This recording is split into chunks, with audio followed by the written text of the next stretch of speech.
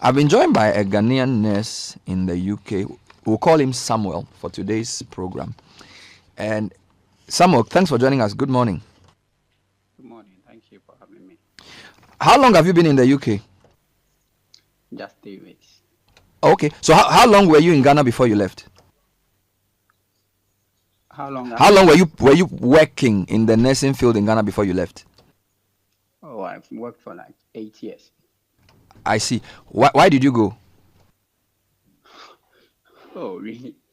Actually, the country, I don't want to say, actually the country, things was very, very hard. Things was tough, especially for we nurses, for health workers. So there was this opportunity for nurses to just go through some exams. You go through the normal process, then you can join. So I had to work my way out and come here. How did you hear about this opportunity? Oh, I've had other colleagues who had gone already, so they told me about it and I joined. And how long did the process take you between the day you heard and when you finally left? It could take you 6 months to a year. I see. Were you required to pay any money? No. How difficult was the exam? What kind of exam was it? You need to write the IELTS, that is the English Language Testing System, and you need to write the CBT. So before you can write the CBT, you need to apply to join the UK NMC. So they will give you the invitation to join them by writing the CBT. So after that, you search for job. So with the job seeking, if you get one, they give you sponsorship. Then you apply for your visa. Then you come. So you wrote the IELTS, you passed. You wrote the CBT. The CBT is like a professional nursing exam, right? Yes. And then once you pass, then you apply for a job, which means you can look for a hospital online in the UK whilst you are still here. Yes. So once they give you the offer, you send that to the embassy or the High Commission, and you are given a visa. Yes, they give you the offer, then they take the necessary documents they need, then they give you a certificate of sponsorship. So you use that certificate of sponsorship to apply for the visa. So the conditions the hospital or the wherever you are working for, does it include what are the details? I don't know if you can tell me, like for example, do you have housing? Do they do anything for your family, or is just a job and a salary? Oh, if you want to go with your family, you can go. Me, I went with my wife. Wow. So both of you got a visa the same day? Yeah. So it means if you had children, they would have also gone with you? Yes. Does the offer include a place to live? And they gave me one month accommodation for free. So I'll start paying after 1 month.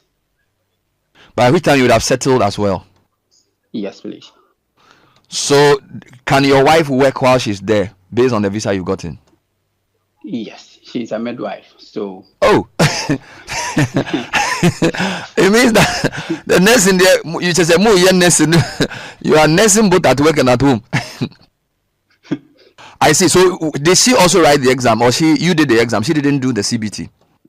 No, I was the one who wrote the exam. But now that she's there, she can do it if she wants, and she can also join the system. Yes, please. Wow. So how has it been since you got there? You've been there for only 3 weeks. How has it been? Seriously, it's a good place that I would want every nurse, like every Ghanaian nurse, not even if you don't want to like work here, just have an experience here. It's a good place. Seriously. How different is the work experience in the hospital you are working from the place you were when you were in Ghana? How different? A big difference. For example, like you have everything you need to work with. Nobody is going to tell you we have just a box of glove for today, so we should manage. I don't know if you get what I'm trying to say. So there's no shortage of like the basic things you were getting shortages of when you were working here. You don't have that. You have have almost everything you need to work with. And how are the working hours? How is the workload like? Oh, let's say you have the hours you need to work in a week. Me, I'm to do 44 hours a week. So you arrange me, I go 12 hours a day, which is 11 hours paid, 1 hour break. And how does the pay work? So are you paid per hour? Yes.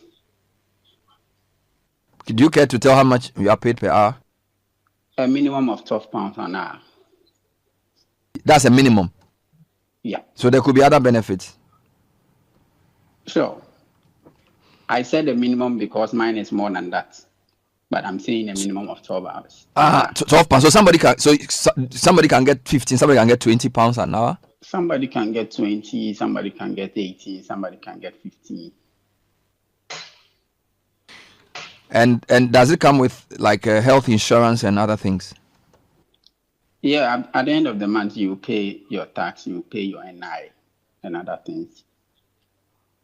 What about transportation to work and then things like this? Because the first month is a free accommodation, but you have to look for a place. So if you calculate how much you're going to spend on the house and then your transportation, would it still make sense after 1 month?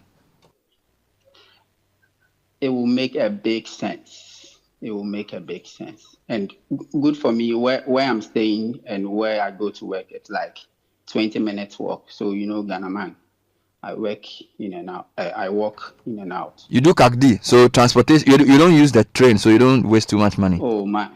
Yes. You see, I have RAV4. That is my leg. Has your wife found a job yet? Yes, she's going for an interview this morning.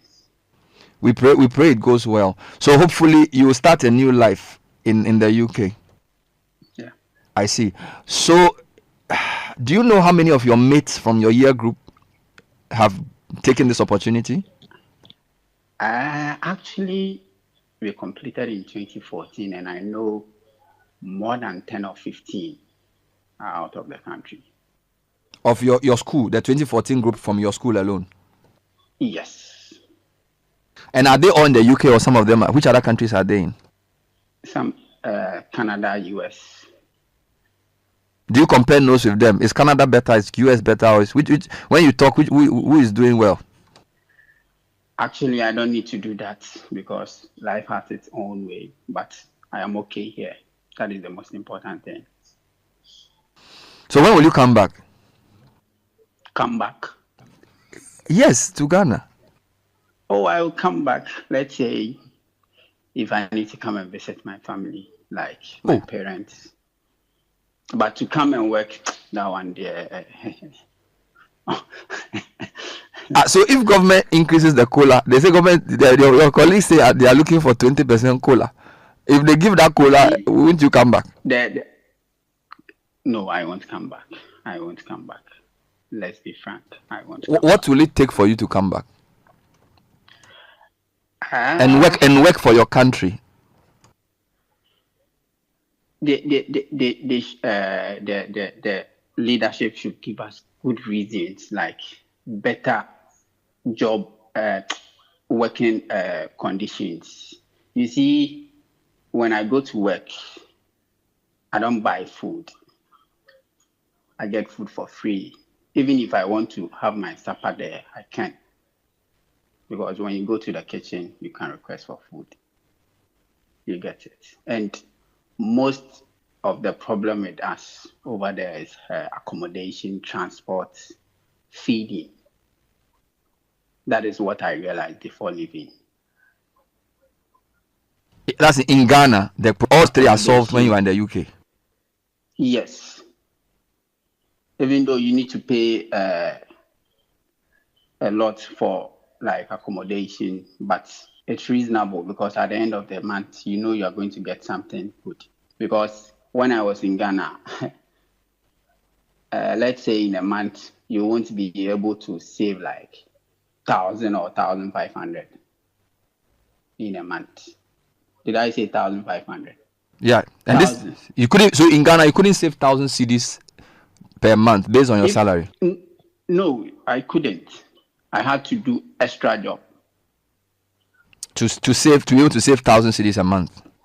Yes. But how much are you able to save now that you're in the UK? Per the little calculations and stuff that I've done, I would be able to save more than £500 in a month.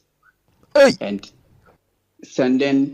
comparing £500 to Ghana cedis, you are hitting around 4,500, let's say 5,000 a month.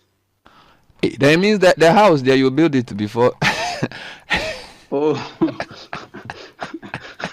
Just say you can start clearing the land and start organizing the house, because the £500 is like 4,800 cedis. So that's like 5,000. So you can send 5,000 cedis at home every month. Oh, you don't have to, because you need to save here too. You save it, and then when it's a lot, you do the project. You won't come back. Oh, for now, you see, I have years ahead of me. That is, I have a contract with my employer. So if I would want to come back, I need to complete this contract first before I would think. But isn't the weather cold? When I was in UK, I didn't like the weather. It was sometimes I had to wear some things under my trouser, because now the winter no some way. Or you've been there for only 3 weeks, so it's not yet cold. Oh, we are in summer, so so you're happy. It's fine. And the food too, I didn't like the food. The food was some way, or you are okay with the food too? Oh, the food there. Actually, I brought Ghana food, so when I come home. You mean you fortify yourself with shit oil? Oh yes, I have shit oil, gari, those stuffs. So you are prepared for the long haul. Oh, but seriously, the leaders need to do a lot for nurses, for health workers, because they are really, really doing a lot there. Don't you feel? Okay, go on. At least when you go to work, you are going to get a lunch. You have some allowances for transport, some extra cash for one or two few things, some housing allowances. I think at least it will help in one way or the other. But crowds are there, it's not fine. So you are cool, you don't have problem. You are cool for now. Oh, problem there, obia or problem, but at least it's better. Are you? I agree to meet your wife. Why? Tell her I wish her good luck tell her that she will get a job. She shouldn't worry. All right. And send some tight. No problem. 10%. Sharp. Thank you, Sammy. Sammy is a nurse. He left Ghana 3 weeks ago. He's in the UK. We don't mention which city he's in, but he graduated in 2014. Worked in Ghana for 7 years, and then got a job 3 years. Got a job after writing the necessary exams. His wife is a midwife. They are there together, and he's able to save £500 a month, and this is before his wife has started working. So if his wife starts working, I'm sure she can also maybe save another £500. So £1,000 a month, 10,000 cedis save. He said he couldn't even save 1,000 cedis in Ghana. Yeah. He doesn't have to buy food. He was given 1 month free housing, and he says when he's working, they will not tell him there's shortage of gauze. So this is what other countries have done, which we have to do. Let me give you a message I also received from somebody just before your money comes. It's a pretty short message. But your money is clear. Nathan knows what to say already. I mean, the guy has given us your money already. He's told us how much. He's told us how much. In a place where you save £500. It says a month. It says, girlfriend, I'm in the UK listening to you guys. I left Ghana in 2019 with 20 nurses and 7 doctors. Hey. I'm working at Bournemouth and Southampton General Hospital. Mm-hmm. We are more than 50 nurses here from Ghana. In one hospital? Yes. When I visited, they can even do fellowship. They can even do. Just when I visited NMC Ghana in 2018 to do my foreign verification. Nursing and Midwifery Council. Yes. I was number 48. Mm-hmm. And it was the second day in the month of February. Yes. Meaning between 1st and 2nd of February 2018, 48 nurses were ready to leave Ghana. Hey. I was shocked that day. The nursing shortages in the UK are getting serious. The UK needs nurses for both hospitals and care homes. My HR told me she needs to fill 200 nursing vacancies before summer ends. Hey! The UK needs nurses from Ghana, Nigeria, Tanzania, Kenya, Zimbabwe, and Botswana. So you see the countries: Ghana, Nigeria, Tanzania, Kenya, Zimbabwe, Botswana. So 2 east, 2 south, 2 west. Yes. And they are working to reduce the all English speaking. Yes, they are working to reduce the IELTS score from band 7 to 6.5 for nurses. It's not your English. If once you can pass the English, we like. Then parting shot at Ghana registered and then the UPNMG. What is it? Says Perpetual and Maxwell need to sit up and settle their differences. No, don't mind then. That is one more advice. Oh, number 48. Do you need to do so now. Hey, key point. He said he was the 2nd February. He was the 44th on the list. That means between the first and second day in that month, over almost 50 people had wanted to leave. Yeah, he was now 48. And he's in hospital in Southampton and Bournemouth. Yeah, he works in those. 7 Ghanaian doctors, 20 nurses. At the time when he was leaving. And there are over 50 nurses now in the hospital. Then they can be speaking to you in the lobby. Hey, Raddy. I don't know. Listen, my question to you is, should we be happy for them or sad for Ghana? I think that's the question. That's the question. Should we be happy for them or sad for the country?